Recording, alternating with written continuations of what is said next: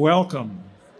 Good afternoon, and I'm glad you're here with me on my seventh Heart to Heart series. And this one is on the importance of member engagement, and particularly as it relates to the strategic plan for 2024-2028 for the ACC. And as we continue to emphasize again and all around me that this is the start of the 75th anniversary of ACC, you can understand, as we do, how important it is that we really continue to emphasize member engagement, that we're a member organization, and that we want to do the best for our members so that we all will do the best for our patients and for cardiovascular disease. So I have with me on the stage some very important ACC leader members who have really contributed mightily to member engagement and to a member engagement task force over the past year. And we're here this afternoon to share the results, the findings, the recommendations, and then to lead to a discussion about how we may further involve each of you and other members to continue to grow this global organization. So going from your left to right, I have Dr. Joe Marine. And actually, you know what? Let me just say that Dr. Marine and then Ms. Kathy Biga, immediately to my left as you see it, were the leaders of the Member Engagement Task Force this past year that just reported their findings to the board a couple of days ago, as well as their recommendations. And then also part of that team was our leader of our Assembly of International Governors to my left, just to the right of me, Dr. Antonio Chagas from Brazil. So I'm going to let them each introduce themselves, and then I'm going to open up the discussion. So Joe, would you give a more credible introduction to yourself, and we'll proceed. Well, thanks, Hadley. Hi, everybody. I'm Joe Marine. I'm an EP cardiologist at Johns Hopkins in Baltimore. I'm the past ACC governor for Maryland, past chair of the Board of Governors, and just finishing a 2-year term as chair of the membership committee. And I'm Kathy Biga. I'm the incoming president of the ACC. My day job is in Chicago with 14 acute care hospitals and about 100 cardiologists. And I was fortunate enough to co-chair this task force with Joe. I'm Antonio Chagas from São Paulo, Brazil. I'm a clinical cardiologist, most involved in atherosclerosis and myocardial infarction, and also as a former president of the Brazilian Society of Cardiology, former governor of the Brazilian chapter, and acting the chair of the Assembly of International Governors. Thank you. Thank you, each of you, for being here. So, Joe, you and Kathy led the Member Engagement Task Force this past year for the Board of Trustees, and as I said, recently reported 2 days ago your findings and your recommendations. How would you describe some of the major milestones of member engagement over the last 75 years for the ACC, and then particularly concentrating on your findings over the past year and how that might be accelerated? Sure, thanks, Hadley. Well, you summarized the past history of the 75 years of the college so beautifully in your exciting opening to the plenary session today. Going back to 1949, ACC has really been about education, meetings that bring scientists and clinicians together, moved into scientific publication with the American Journal of Cardiology and then the JACC journals. When the Medicare program started, ACC figured that it was going to have to be involved with payment, policy, be in Washington. And the common thread that I really saw there is that ACC was constantly listening to its members, finding what their members want, finding how it engaged their members in delivering for them, and then thinking about the future. Where is cardiology going to be in 5 years and 10 years? Where does the ACC need to be there for our members? Some other key milestones was the formation of the chapter system in 1986 with a Florida chapter, and now that's blossomed, of course, into 48 domestic chapters, 42 international chapters that we'll hear about from Antonio. And then the member section system. We're at the 20th anniversary of the member sections with the Women in Cardiology section that was started in 2004 and has now blossomed into 20 plus different member sections. And we're always looking to add new ones, again, in response to listening to our members. What are our members interested in? And so we've just started the cardio obstetrics and reproductive services section and the critical care cardiology section. So I think that's how ACC listens to our members, responds to them, and then develops the next series of products and programs. Thank you. And Kathy, you were also co-chair of the Member Engagement Task Force, and you may want to add on to Joe's remarks regarding the history and the development of diversity within the membership of ACC, including not only women, but and women in leadership positions, but also the cardiovascular care team. And then we'll move on to Dr. Chagas, but then we need to come back and hear some of your findings that you reported to the board. Hey, thanks a lot, Hadley. And just adding on to what Joe said, I think as we listen to our members, and I recall Jim Dove, the infamous Dr. James Dove, who was our president a number of years ago, and he knew that we could not deliver cardiovascular care without an entire CV team. So when he invited the CV team to join the college back in, John Harold's here, he's going to fact check me, but somewhere back in the 2007's neck of the woods, it was an incredible opportunity to really open this up. And I think what we saw through the task force is how important the CV team has been. And I think my selection as the next president of the college also identifies how important our CV team is and how we need to move forward globally as we travel across the globe to ensure that our patients receive that cardiovascular care with full access and equitable care in no matter what we do. Thank you. And so, Dr. Chagas, you have been also heavily involved in member engagement and growing the global footprint of ACC, and you've been a great leader for us as head of the Assembly of International Governors. And you were also on the task force, again, that reported, 2 days ago to the Board of Trustees on global acceleration. And of course, when you have that, inherent in that would be thinking about growth of membership in chapters. Do you care to comment on any of the global milestones or some of the plans that were brought forth to the board a couple of days ago for global acceleration for the next 4 years? Thank you, President Hadley. I think that to talk about the future, I need to remember the past. And now is time when the college is in this very important time of 75 years. I need to remember that the international level, the things started in 1961 when Dr. Elliot Corday started the first group of international program for the college in Russia, Poland, and China. And after a while in my country, in Brazil. And it's very interesting because this was a start of very important milestones of the American College of Cardiology. I need to emphasize that today we are more than 16,000 members internationally. We are 42 chapters. The first chapter was Malaysia, 202, but now we have 42 chapters around the 5 continents.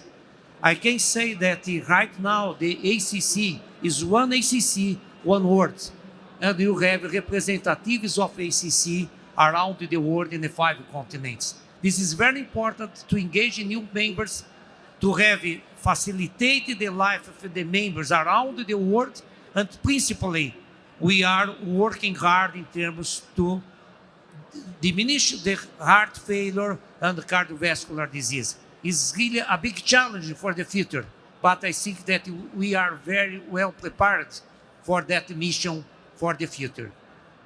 Thank you, Antonio.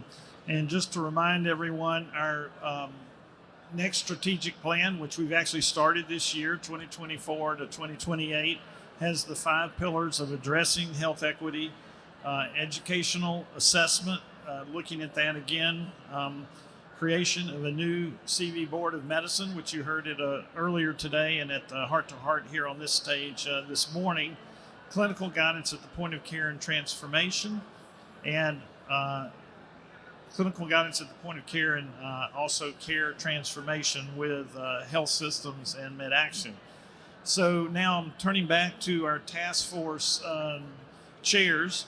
What would you say some of the greatest opportunities for member engagement or the plans put forth to the board to try and grow member engagement?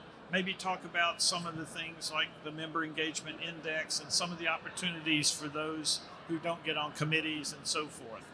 Yeah, I think, Hadley, you started with probably the most important point, and that is to make sure that our funnel is large enough for all of our members. We need a diverse skill set throughout the college. So the task force really delved pretty deeply into this element. And we want to make sure that our chapters are well engaged, that we ensure that it's not just at the national level that we have participation and opportunities for our members, but at the state level, because really healthcare is local, as is advocacy is local. So one of the key outcomes from the task force is to make sure that our governors of each and every state receive those names that may not have made the national nominating committee, but can get that experience that is so well needed at the local level. I think that's one of the big things. And I think the second big thing is engaging our early career, ensuring that once they leave fellowship, that this is their home, and our CV team members, that this is their home where they can learn to grow as a team and develop that communication strategy. What else would you add, Joe? Well, I think there's so many opportunities for the new strategic plan to engage members. When you think about health equity, Dr. Eccles, our chair of DEI, has presented several times to the Board of Governors, and every time he does, they're just on fire about what can I do? What can I do in the chapters? How can we design a chapter section grant?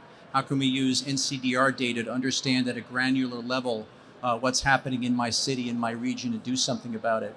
Our CV team in my chapter did a health equity project just before the pandemic, trying to improve CPR uptake in high schools, and made some TikTok videos with kids. Those are just a small sampling of the way that the chapters can get involved and members can be engaged. Certainly the new cardiovascular board, which we heard about today, is going to be very engaging for members. We're going to need them to do the open comment period, and we're going to really need to crowdsource what this new board looks like, developing the education, people who are going to develop questions, and really it's all going to be about the member. So I'll get a little more pointed here. So there are over 600 applicants for committee positions each year. And by the way, that will the committee application process will start in August, September, late summer. So there's over 600, or at least this past year, but generally around that number each year for 300 positions. So what did the Member Engagement Task Force look at as a solution for those 300 or so that do not get accepted? And particularly, I found enlightening what happened to them if they continued to persevere. I think that's really a critical element, something the task force really delved into with actionable items. So that's the key, is that we've got some action that's going to come out of this. I think one of the key things for our states is that we're seeing our states become subspecialized as well. So for instance, if you couldn't get on the cardio-oncology or the cardio-B committee, we encourage the states to start their own subcommittees because it is so well needed. And then that experience will give them a platform to apply up at the national level. So I think that's one of the areas. Also from a global perspective, to make sure that our CV team best practices are shared across the globe as we continue to look at that team-based transformation of care and how important it really is. So the one thing we wanted to do was to make sure that we gave actionable items, to make sure that every single one of those individuals that may not have been chosen during the nominating process had a place in the college to use their skill sets. I think you've covered the most important points there. We took a deep dive in the nominating committee process, the number of positions available, terms, and so forth, concluded that the system that we have right now is pretty good, and the way is really to find opportunities for those who are not selected in the chapters, in the sections. and also to look at how we can have more committees. There's new committees coming online in the next year, the Health Equity Committee and the Philanthropy Committee. So that will naturally provide new opportunities for the national committees as well. And I think the communication process, that was one thing we talked a lot about, was transparency and communication. For some reason, people think that our Board of Governors and our Board of Trustees meet behind a curtain, and the membership doesn't really know what we're doing. So we're going to try a few things, see what our members think. So you need to tell us what you think about this, but we're going to give snippets. Like we just finished our board meeting and we finished our BOG meeting. So there'll be a video, we'll see how it goes, but a video that highlights what those issues are that we're looking at from both a local and a national level. So I'm hoping that that communication will go to our governors and internationally, right, Antonio? Yes. I think that for right now we have more international people that want to be part of the committees and also the groups of study. This is very important because we know that the people really want to work with the ACC. They want to work to the departments, to the several committees. And this is something that we need to increase the participation of international members. One thing that I want to point out is the people that under 40 years old has a free participation in the American College with a lot of benefits. And what we need to do is to keep these persons who start as a young fellow to continue as a member of the college and to move on to associated fellow and to fellow of the ACC. But we are looking at, and people, the young people are really doing something in order to keep it and to continue as a member of the ACC. We should work on that area with the young people. I think our young people are probably the most important. So I see a few of you out there. So you need to tell us, because I don't TikTok. My grandkids are back there. They may help me do Instagram once in a while. And I'm barely into X. I still call it Twitter. But, how can we best communicate? Getting way too many emails? What will do an open rate? Well, how can we help you join us? Because we really need every one of you. Another key aspect of communication that we saw in the task force is how to communicate the opportunities that are already available. We saw a great example in the Ohio chapter where they have all of their different engagement points and volunteer opportunities on a single web page together with their calendar events of when they can meet people. We really need to try to broaden that through the other chapters and have a national web page with engagement map. So one of the things I was very impressed on your report was when the Member Engagement Task Force interviewed so many different diverse members of the ACC in different stages and walks and so forth, and really listened to them, and you helped that form part of your final report and recommendations. And one of the beauties of these heart-to-heart sessions are that unlike this main stage this morning or whatever, it's bi-directional. And so this is your chance, if you would like, to come up to the mic and ask questions regarding member engagement or about how you might want to get engaged, or if you have any specifics both for ACC members in the U.S. or our international associates. Dr. Radley, I just wanted to point out about how the college is important to make new leaders. And the NCD Academy is doing that. Every year we have opportunity to have 2 young fellows from one of the 42 chapters who came to Washington, D.C., to the Hart House. And in this particular way, we are preparing new fellows, and also we are preparing new leaders for the cardiovascular field. It's a very important action for the college. The Global Leadership Academy has been very instrumental in bringing now somewhere around 30 or more each year to Hart House, and all of them have said what an amazing experience that was for them in their future leadership journey. Question there, Allie? Leadership programs have been a big part. That's another building block of the 10 in our strategic plan in the report that we gave. So there's the international leadership programs and the domestic leadership programs as well. The Leadership Academy, Sandra J. Lewis, the Young Scholars, many different opportunities to develop our next generation of young leaders. So that's a key part of the task force report as well. Yeah. And also the scholarships that the Rani Najin scholarship for people from the Middle East, and also the William Soap scholarship. That is important programs of the college in order to improve the new generation of cardiologists. We need to remember that it is a fantastic work that the college can do for the world community in cardiology. And Hadley, I think one of the most exciting things that we have is as we redesign our website, it is going to get easier. And we're going to have a member engagement score on each of our members. And this will be given to the chapters so that we really can identify where our silent people are and tap them to see how they might be able to help us in the college. So I think using those member engagement scores will be a huge help to the chapters. Yes, and I think we can extend that also to our international members as well. And there are other exciting ways that international members can become involved, not only in their chapter, but in their society and also in the regional programs that take place.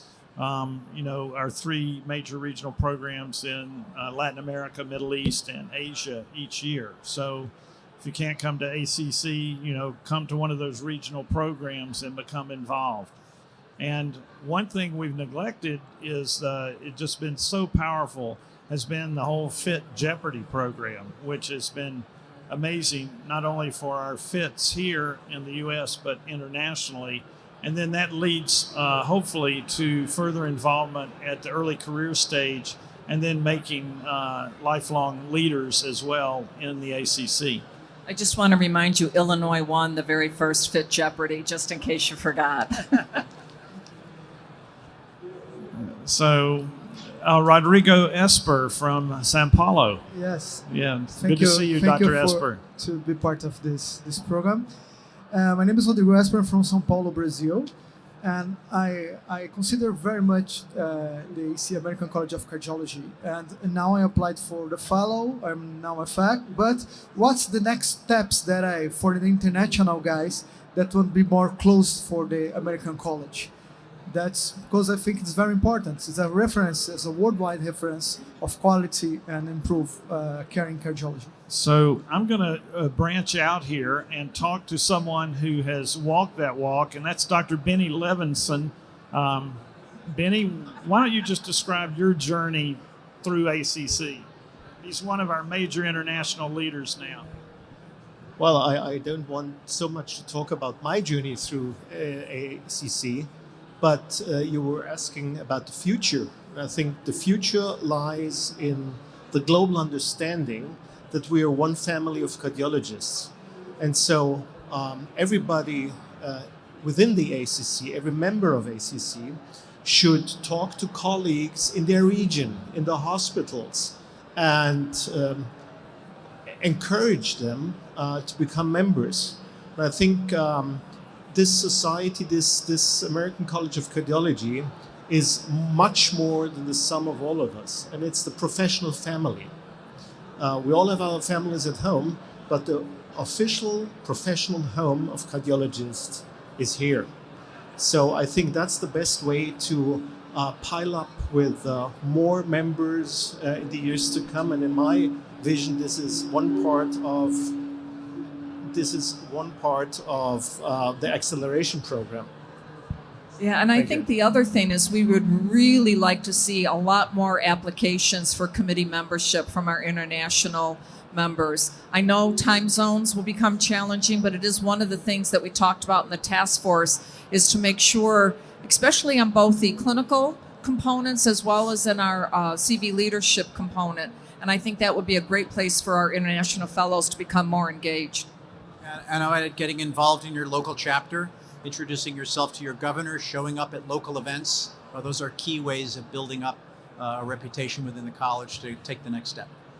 And I recognize another leader. Let's let Dr. Javier Escudero from Mexico describe his journey. Well, thank you. Thank you very much. First of all, I want to congratulate you for your work and the beautiful presentation that you gave in the opening session. That was wonderful. And but also the wonderful work that you did in the membership, trying to increase the group. And that is particularly important in the international part. Have been working a lot into the international. I can talk for Latin America, and the number are increasing. And probably one additional thing that should be useful is to talk with the certification programs in each country and to get more additional, let's say, points to get the recertification for being a member of the ACC. That it's a proposal that we did in Mexico, and it worked, and I think it is going to be working. And I just wanted to congratulate you for the effort of being not just an American institution, but it's a totally international institution, and we can see clearly now that it is going. Thank you very much for the opportunity. Thank you. So I'd like to follow up on the international question. My name is Sarah Ersesler. I'm a cardiologist from Switzerland, Zurich. I'm actually working where Andreas Grünzig invented the PCI. So I was wondering what activities or cooperations you have in Europe. Because for me, for example, I'm active in the SCMR, which is global, and I really like that. And then we have the ESC and the ASC, and we have our different guidelines. And I learned and trained with both. And I was wondering what options you see to get active in ACC as a European and maybe to be a link or work in that area. So I would say talk to Dr. Levinson, Dr. Benny. from Berlin. Maybe he can have a sidebar with you afterwards. But we have many members in Europe that are part of ACC, and again, we're cooperative with ESC. We're all cardiologists and cardiovascular team members without borders. So we're all fighting the growing burden of cardiovascular disease. So, Dr. Levinson, if you want to Hadley, as address I that. always used to say, is Europe is a friendly battleground with ESC, but there's so much space left and work to do for everybody, for two institutions, that you don't need to be afraid to get hurt. So even Europeans should be within the ACC, and I am from Europe, from Central Europe, and maybe I'm the blueprint of what could happen to you if you enter ACC. So that's what happened with me. I'm going to follow Antonio next year as the chair of the Assembly of International Governors. So yes, I think we should also at ACC, we should focus more on the regions, especially also Europe. And this means spreading the news, spreading our mission as ACC. And also, I wanted to remember you that we are a lot of opportunities for international members. You are invited to come. So, Dr. Harrell. No, I was just going to say about the international exchange program, the chapter exchange program through the international chapters is really the home for individuals who want to get engaged in their respective countries. And that's in collaboration with the national societies. And they are part of ESC in Europe, for example. So it is a collaboration, a partnership, and an understanding. So encourage that participation. Thank you. Well said. So I'm going to turn to our panelists here and just have final comments on member engagement, both here and abroad. Maybe if you all want to talk about it here, and then I'll let Dr. Chagas have any final words about abroad. Well, I think domestically, in terms of looking ahead, I think we're seeing a lot of challenges to professionalism, particularly in the payment arena, pulling doctors in different directions. I just had a great conversation with Jerry Blackwell, who's going to be giving the Bishop Lecture tomorrow, which I'd encourage everybody to attend. I think that's something ACC has to think very hard about how we engage our members to continue to improve professionalism through these turbulent times. Well, and I think we need to remind ourselves that we're a team and that we need each and every one of you to be engaged. We can't do it alone, so we need all of you on the same bus as we are and to help deliver that global quality of care that we need for all of our CV patients. Yes, internationally, I can say that the American College of Cardiology offers a lot of opportunities. And right now, we have a big challenge to improve the number of fellows, to improve the number of physicians, and also to improve the number of people interested in doing the best for the heart health around the world. Just come to the college is our invitation. And thank you all for being here with us this afternoon. I think it's been an exciting session, and feel free to mail us at ACC.org. Any of us, we can be in touch, and we'd be happy to try, or the membership division at ACC.org, and we would be happy to try and answer any further questions you may have. And Hadley, congratulations on an excellent heart-to-heart series throughout your presidential year. It was phenomenal. Thank you. Thank Yes. you. Thank you, Hadley. Our compliments.